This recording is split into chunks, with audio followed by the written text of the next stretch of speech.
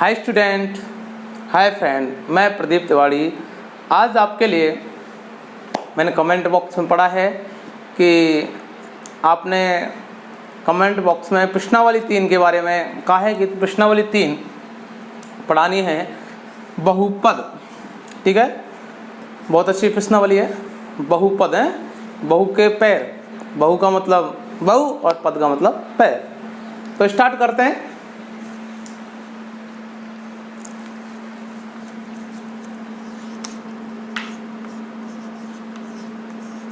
First में चौक टूट गया है, चौक टूट गया क्योंकि बहु के जो पैर हैवी हैं।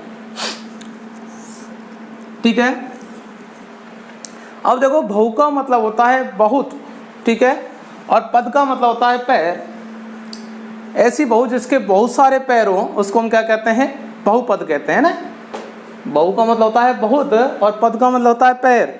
ऐसी बहु जिसके एक से अधिक, बहु का मतलब होता है बहुत, बहुत का मतलब जिसमें बहुत सारे क्या हों, पैर हों, उसको हम क्या बोलते हैं? बहुपद बोलते हैं। ठीक है, ये तो हुई। अब देखो यही परिभाषा होगी क्या इसकी? ये नहीं होगी, परिभाषा होगी बहुपद जिसमें ऐसा, जिसमें एक या एक से अधिक पद हों। ठीक है, जिसमें एक या एक से अधिक पद हों उसको हम बोलते हैं बहुपद। ठीक है, जिसमें एक या एक से अधिक पद हों उसको हम क्या बोलते हैं? बहुपद। इस बहुपद से पहले मैं आपको 2-3 जो चीज़ हैं वो बताना चाहूँगा आपको। एक तो होता है चर, ठीक है, एक होता है अचर और एक होता है बीजीय व्यंजक।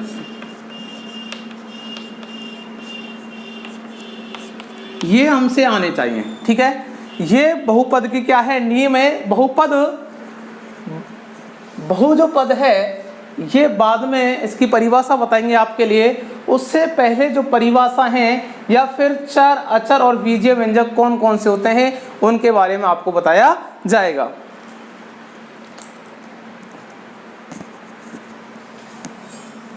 अब देखते हैं चर। जो हमारे चर, चर का मतलब चलने वाला। चर का मतलब क्या होता है? चलने वाला। जिसकी वैल्यू, जिसके मान चलते रहते हैं उसको बोलते हैं चर। ठीक है, अचर जो चलता नहीं हो। चर का मतलब जो चलता हो, अचर का मतलब जो चलता नहीं हो। तो जैसे मैं कहूँ आपसे x है, x का मान चलता है या नहीं चलता है? अब देखो मैं कहूँ x का मान क्या है, तो कोई स्टूडेंट तो x का मान 10 बताएगा, कोई 15 बताएगा, कोई 20 बताएगा, कोई 40 बताएगा, कोई 100 बताएगा, कोई 200। ठीक है, x का मान सभी की सभी कैसे बताएंगे? अलग अलग बताएंगे। अर्थात x का मान क्या है? चलायमान है। ठीक है, x का मान क्या है? चलायमान है, मतलब x की वैल्यू क्या है? अलग अलग है। देखो कोई अलग बताएगा, कोई अलग बताएगा।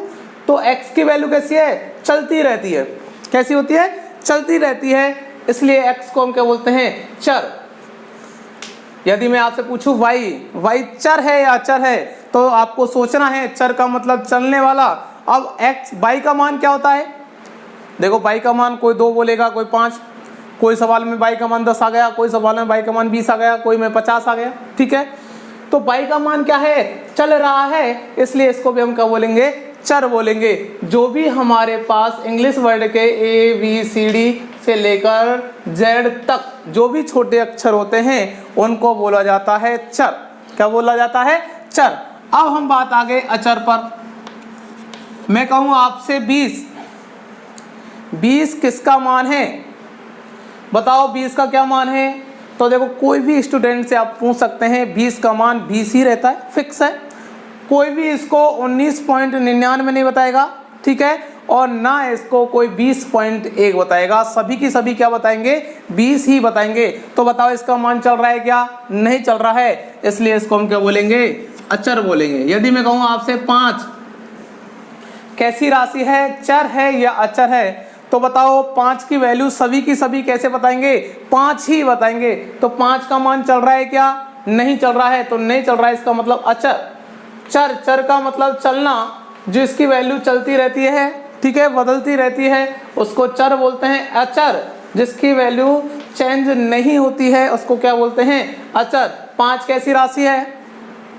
फिक्स राशि है, 5 को सभी 5 ही बताएंगे, इसलिए क्या हो गई? अचर राशि हो गई है। ठीक है, अब हम बात करते हैं बीजीय व्यंजक। बीजीय व्यंजक जब चर और अचर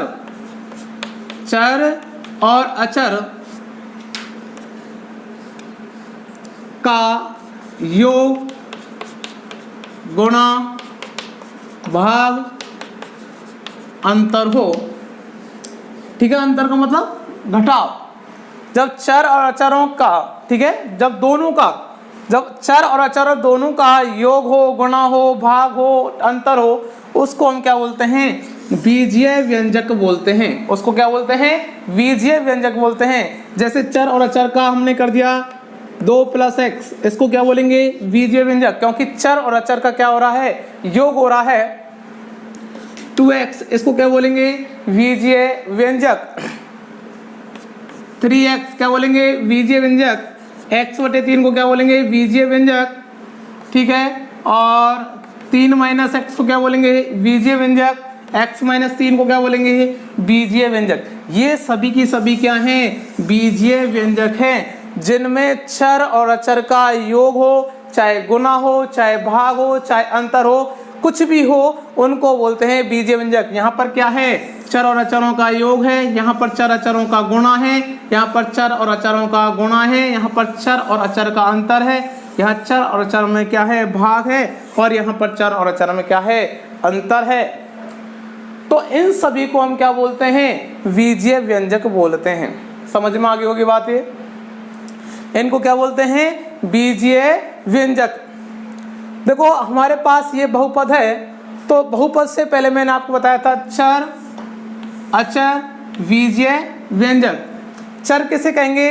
जिसमें जैसे हमारे पास कोई ABCD के छोटे अक्षर हैं, उन सभी को हम क्या बोलते हैं? चर बोलते हैं। और चर का मान क्या होता है? बदलता रहता है। अचर क्या है? अचर एक आंकिक मान होते हैं। अचर क्या होते हैं? आंकिक मान होते हैं। इनके मान क्या हैं? बदलते नहीं है। जैसे 1 2 3 4 5 6 7 8 9 10 15 20 100 200, ये सब कैसे हैं? अचर हैं। चर क्या हैं? x y z, ठीक है, ABCD के जो भी अक्षर हैं, इंग्लिश वर्णमाला के जो छोटे अक्षर हैं, उनको क्या बोला जाता है? चर।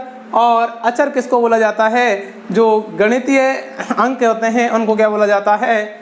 अचर बोला जाता है। बीजीय व्यंजक किसे कहेंगे? जिसमें चर और अचर का योग, गुणा, भाग और अंतर हो। तो देखो चर की परिभाषा आपको, वैसे तो क्या कहेंगे अपन? अंग्रेजी वर्णमाला के जो छोटे अक्षर हैं उनको हम क्या बोलते हैं? चर बोलते हैं। लेकिन आपको ध्यान रखना है, चर का मतलब होता है चलना, जिनकी वैल्यू बदलती रहती है, ठीक है, उसको हम चल बोलते हैं, चर बोलते हैं। और अचर, चर, जो चलता ना हो, जिसकी वैल्यू बदलती ना हो, उसको क्या बोलते हैं? अचर बोलते हैं। अब हम आएंगे बहुपद पर। ठीक है, एक बार इनको समझा देता हूं, फिर मैं इनकी परिभाषा भी लिखा दूंगा आपको।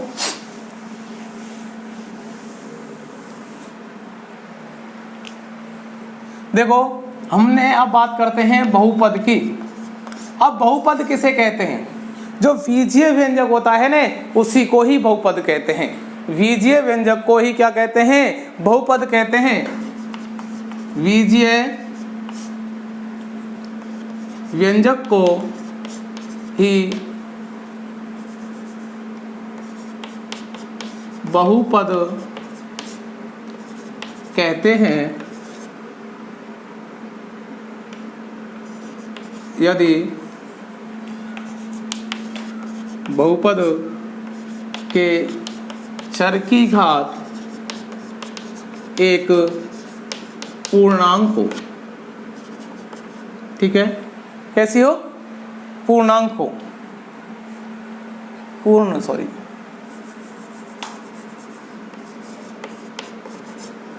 ठीक है। बीजीय व्यंजक को बहुपद कहते हैं यदि बहुपद में चर की घात कैसी है? चर की घात कैसी है? एक पूर्ण हो। ठीक है, चर की घात कैसी होनी चाहिए? पूर्ण होनी चाहिए। तो उसको हम क्या बोलते हैं? बहुपद कहते हैं। समझ में आ गई होगी ये बात? बहुपद। बीजीय व्यंजक को ही बहुपद कहते हैं। ठीक है, जो बीजीय व्यंजक होता है उसी को हम क्या बोलते हैं, बहुपद कहते हैं। बहुपद के चरों की जो घात है वो कैसी होनी चाहिए, एक पूर्ण होनी चाहिए, पूर्ण पूर्णांक। ठीक है, इनके बारे में तो आप जानते होंगे। एक कैसी संख्या होनी चाहिए, पूर्ण होनी चाहिए। जो बहुपद की जो चर की घात है एक कैसी होनी चाहिए, पूर्ण होनी चाहिए। मतलब आपको चर की घात है 0, 1, 2, 3, 4, मतलब धनात्मक पूर्णांक होनी चाहिए। वैसे इसकी जो परिभाषा है वो आपने 9th क्लास में पढ़ ली होंगी, फिर मैंने आपको रिपीट करा दिया है।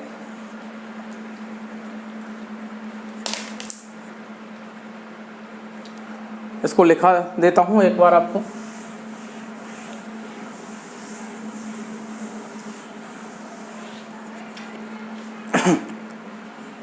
चर की परिभाषा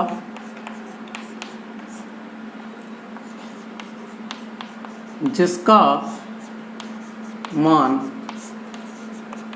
बदलता रहता है उसको चर कहते हैं।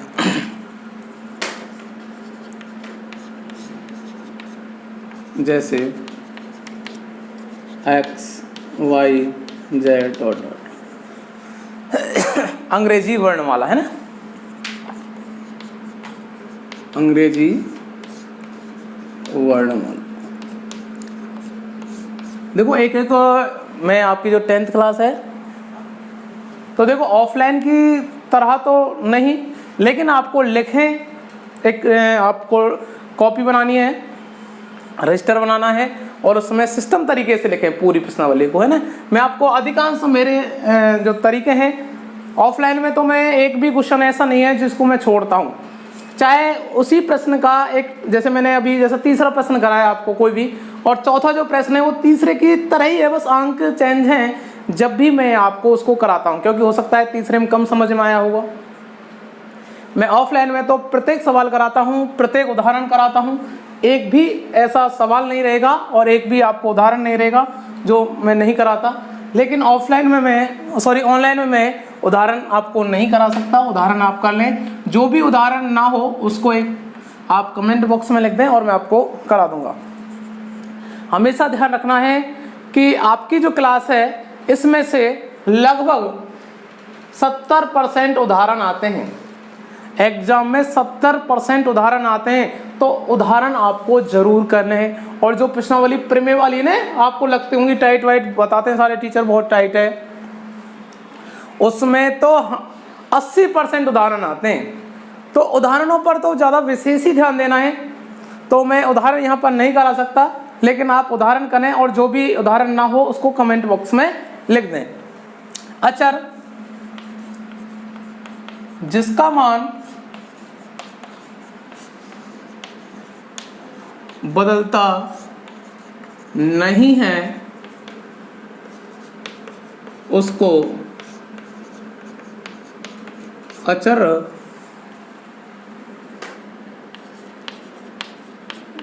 कहते हैं। जैसे 1, 2, 3, 4 डॉट डॉट डॉट। ठीक है, अब बात करते हैं बीजीय व्यंजक। बीजीय व्यंजक परिभाषा आपको रटनी नहीं है, जैसे मैंने समझाया बस उसी से हमेशा ध्यान रखना है कि जिस तरीके से समझ में आए उस तरीके से आपको परिभाषा याद रखनी है, क्योंकि परिभाषा वगैरह आती तो है नहीं है, लेकिन हमारे बेसिक नॉलेज के लिए परिभाषा बहुत ही ज़रूरी है। जब तक आपको परिभाषा वगैरह के बारे में नॉलेज नहीं होगी तो हमारी बेसिक नॉलेज क्या है, अधूरी होती है। तो हमें ध्यान रखना है इस बात का। तो बीजीय व्यंजक किसे कहेंगे, चर अचर का योग, अंतर, गुणा, भाग, संक्रिया को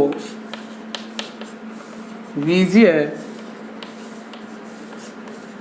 व्यंजक कहते हैं। अब बात करते हैं बहुपद की। बहुपद बीजीय व्यंजक को बहुपद कहते हैं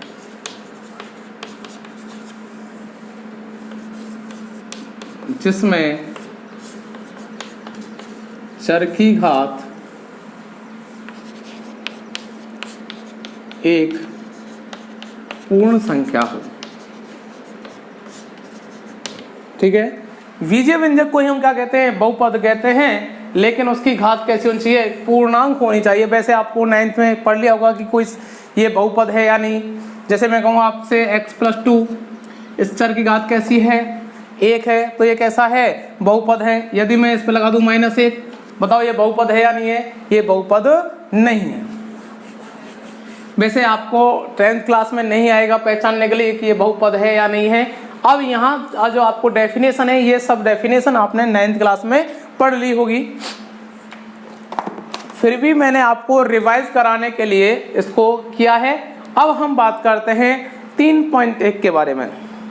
जो 3.1 है, इसमें आपको शून्यांक और शून्यों के मध्य गुणांकों में गुणांक व शून्यांकों के मध्य संबंध आता है।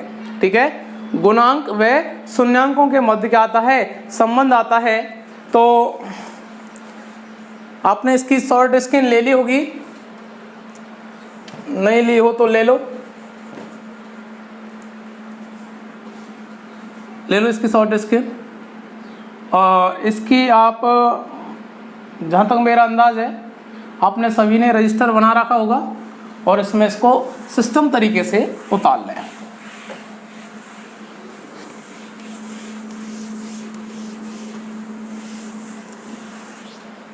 अब हम बात करते हैं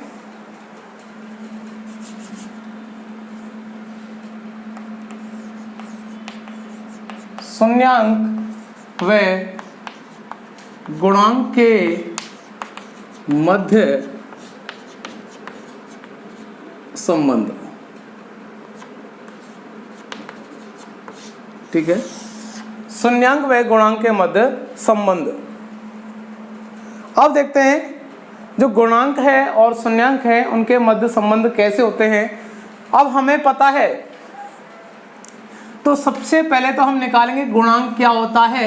संबंध तो हम बाद में करेंगे, संबंध तो हम क्या करेंगे, बाद में करेंगे, लेकिन संबंध, ठीक है, संबंध का मतलब शादीवादी तो हम बाद में करेंगे। उससे पहले तो हम क्या देखना है, गुणांक और शून्यांक होते क्या है। जब तक आप गुणांक और शून्यांकों के बारे में नहीं जानेंगे, जब तक आपको क्या आएगी, समस्या आएगी। वैसे आपने गुणांक तो एकदम से सरल है और शून्यांक आपने प्रश्नावली 3 ही है। ठीक है, 9th क्लास की बहुत सारे आपने शून्यांक भी किए होंगे, आपके ध्यान हुआ होगा, तो फिर भी मैं बताऊंगा आपके लिए। सबसे पहले तो अपन क्या किसकी बात करते हैं, गुणांक की बात करते हैं। जैसे हमारे पास कोई फॉर्मूला है, समीकरण है x² + 5x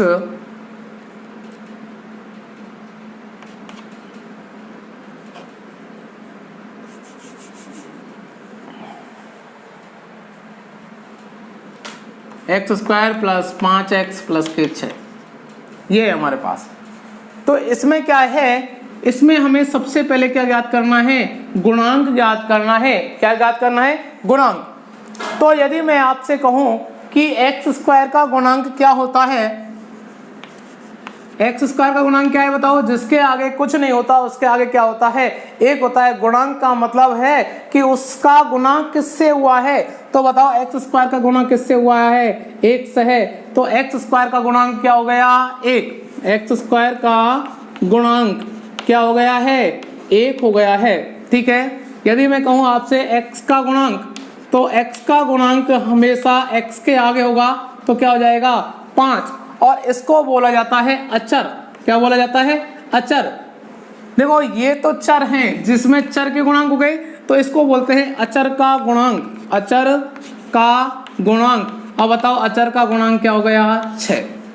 यदि मैं कहूँ आपसे x² + 7x + 5, तो इसमें क्या है, यदि मैं कहूँ कि आपसे, चलो 2 लगा देता हूँ, x² का गुणांक क्या है, x² का गुणांक है 2, x का गुणांक क्या है, 7, और अचर गुणांक कितना है, 5। जो एक्स स्क्वायर का जो गुणांक है उसको हम प्रेजेंट करते हैं ए से, ठीक है। एक्स के गुणांक को किससे करते हैं, बी से, और बचे कुचे को सी से। कोई दिक्कत किसी को? यदि मैं कहूं इस समीकरण में ए का मान कितना है, 1, ठीक है। ए का मतलब होता है एक्स स्क्वायर का गुणांक, तो ए का मान कितना है, 1। यदि मैं कहूं आपसे बी का मान का मतलब है एक्स का गुणांक, एक्स का गुणांक कितना है, 5। और मैं कहूं आपसे सी का मान कितना है, 6। सी का मतलब होता है अचर का गुणांक। समझ में आ गई होगी ये बात? दोबारा से बता देता हूं मैं।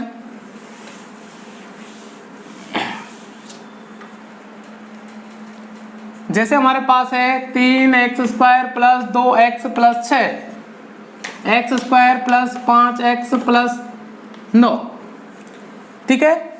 देखो ये सॉल्व हो या ना हो तो मैं आगे बताऊंगा सॉल्व कैसे किया जाता है, बस आपको तो एक बार गुणांकों के बारे में ध्यान रखना है।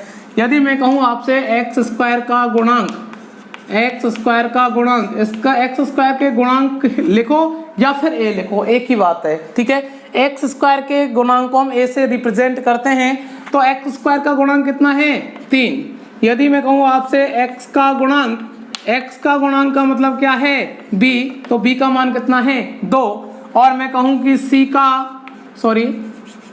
अचर गुणांक, तो अचर क्या है, c कितना है, 6। तो देखो a का मान कितना हो गया, 3, b का मान 2 और c का मान कितना हो गया, 6। तो आपसे इसी में पूछता हूं a का मान कितना है, 3, b का मान 2 और c का मान कितना है, 6। समझ में आ गई होगी? तो देखो इसकी तो शॉर्ट स्क्रीन ले लें आप, अभी तो 1-2 और बताऊंगा, ले ली होगी शॉर्ट स्क्रीन। अब एक सवाल है हमारे पास x² प्लस के 6।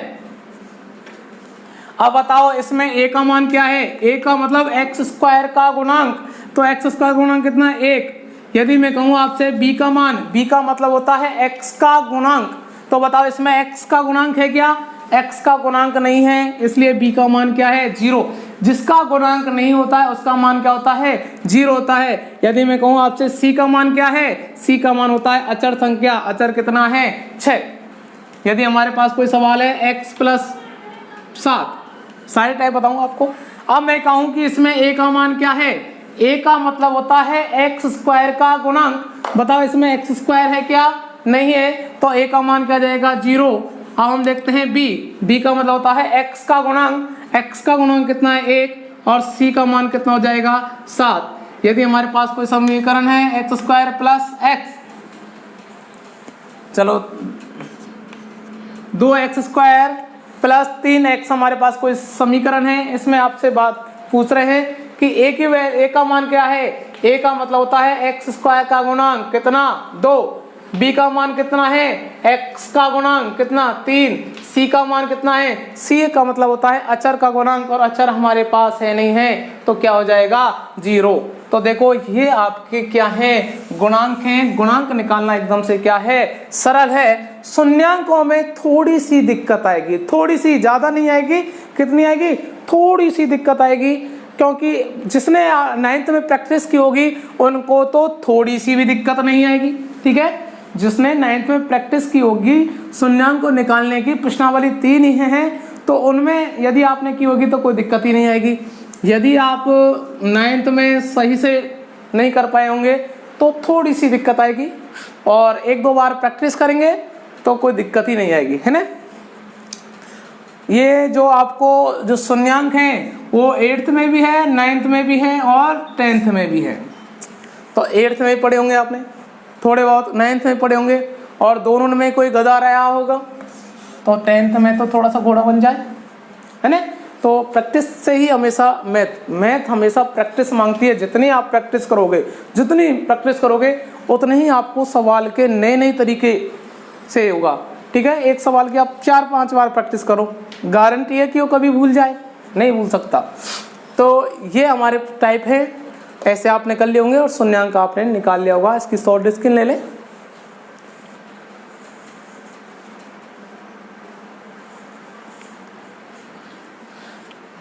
अब देखो शून्यांक के बारे में थोड़ा बता देता हूँ आपको। जैसे हमारे पास कोई समीकरण है एक्स स्क्वायर प्लस के 5x प्लस के 6। अब देखो शून्यांक का मतलब है कि आपको x का जो मान है वो तोड़ना है। देखो जितनी घात होती है उतने ही क्या होते हैं, मान होते हैं। ठीक है, मैं 9th क्लास में पढ़ा होगा, बहुपद पर अधिकतम जितनी घात होती हैं उसकी वैल्यू उतनी होती है। इसमें कितनी घात हैं, 2 घात हैं, तो इस जो बहुपद है, इस बहुपद के जो x का मान है वो कितने आएंगे, 2 आएंगे। बस आपको तो शून्यांक निकालने के लिए इस x के मान को तोड़ना है। यदि 3 पद हैं तो आपको इस x के मान को तोड़ना है। यदि आपके 2 पद हैं तो आपको नहीं तोड़ना है, क्योंकि इसमें जो पद हैं वो 3 को हमें देखो हम जो इसके मान निकालेंगे या तो 2 या 4 या 6 पदों में निकालते हैं। कितने पदों में निकालते हैं, 2, 4, 6 में।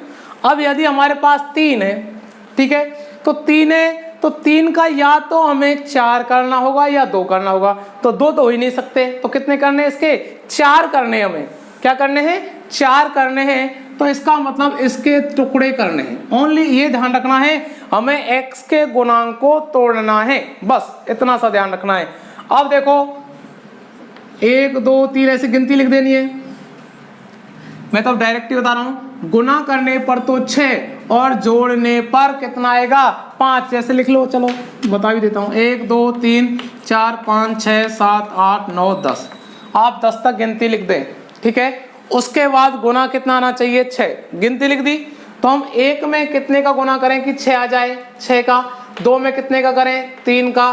3 में 2 का। 4 में कर ही नहीं सकते, 5 में नहीं कर सकते, 6 में 1 कर, 7 में आगे तो हो ही नहीं सकता। हमारे पास इन जोड़ों में से एक जोड़ा 100% बैठेगा। हमेशा ध्यान रखना है, जब भी ऐसे आपको x का गुणांक तोड़ना है तो आपको गिनती लिख देनी है। गिनती लिख दी। अब आपको यहाँ ध्यान रखना है, 6 लाना है, तो 1 में कितने का गुना करें कि 6 आ जाए, 6 का। 2 में कितने का करें, 3 का। 3 में 2 का, ये टुकड़ा आ जाएगा। अब आपको क्या देखना है, यहाँ पर क्या है, प्लस। प्लस जिनका योग कितना हो, 5। अब इन टुकड़े में योग देखना है जिनका 5 हो, जो भी होगा उसको हम रख लेंगे। इनका योग कितना है, 7, नहीं लिख सकते। इनका योग कितना है, 5, आ गया। आगे चेक करने की आपको जरूरत नहीं है। तो क्या आ जाएगा, इस 5 के स्थान पर आपको 2 + 3 लिखना है, बस इतना ध्यान रखना है। तो x² के स्थान पर x², प्लस के स्थान पर प्लस। आपको कुछ भी चेंज नहीं करना है, इस बात को ध्यान रखना है। बस हमें क्या करना है, इसके 2 टुकड़े करने थे, किसके, x के गुणांक के। तो 5 को हमने लिख दिया 2 + 3, x के स्थान पर x, प्लस के स्थान पर प्लस और 6 के स्थान पर 6। जब भी हमें शून्यांक निकालना हो तो आपको ध्यान रखना है, ओनली x के गुणांक के टुकड़े करने हैं। तो x का गुणांक क्या है, 5, और 5 को हमने लिख दिया 2 + 3। और 2 + ही 3 क्यों लिखा है, क्योंकि यहाँ पर हमारे पास जिसका गुणा 6 भी आना चाहिए। अब इसको कर देंगे x² प्लस के 2x, इस कोष्टक को खोल दिया, प्लस के 3x प्लस के 6, जोड़ा बना देंगे। कॉमन आ जाएगा x, क्या बच जाएगा, x प्लस के 2। यहाँ पर कॉमन आ जाएगा 3, तो क्या बच जाएगा, x प्लस के 2। ये कोष्टक क्या है, हमेशा बराबर आते हैं, तो इसको एक साथ लिख देंगे, x प्लस 2, क्या बच गया यहाँ पर, x प्लस के 3। अब देखो या तो ये 0 है या फिर ये 0 है, तो देखेंगे x प्लस 2 बराबर 0 या फिर x प्लस 3 बराबर 0। तो x बराबर क्या आ जाएगा, -2, और x बराबर क्या आ जाएगा, -3। ये क्या है, इस समीकरण के क्या है, शून्यांक हैं, या इस बहुपद के ये क्या है, शून्यांक हैं। हमें x का मान निकालना होता है, इन्हीं को क्या बोला जाता है, शून्यांक बोला जाता है। ठीक है, और इसकी प्रैक्टिस मैं आपको कल कराऊंगा बहुत अच्छे से, और कुछ प्रैक्टिस आप खुद करें। लेकिन शून्यांक और गुणांकों के मध्य जो संबंध होता है उसके बारे में हमें जब ही कराएंगे जब हमें शून्यांक निकालना और गुणांक निकालना आएगा।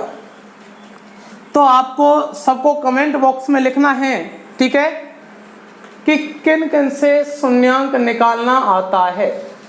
ठीक है, जिन जिन से भी शून्यांक निकालना पहले से ही आता है, जो वीडियो देख रहा है जिनसे शून्यांक निकालना पहले से आता है वो सभी की सभी नाइस लिखें कमेंट बॉक्स में। ठीक है, और जिनसे नहीं आता है तो वो नहीं लिखें। तो आज के लिए इतना ही काफ़ी है। Thank you.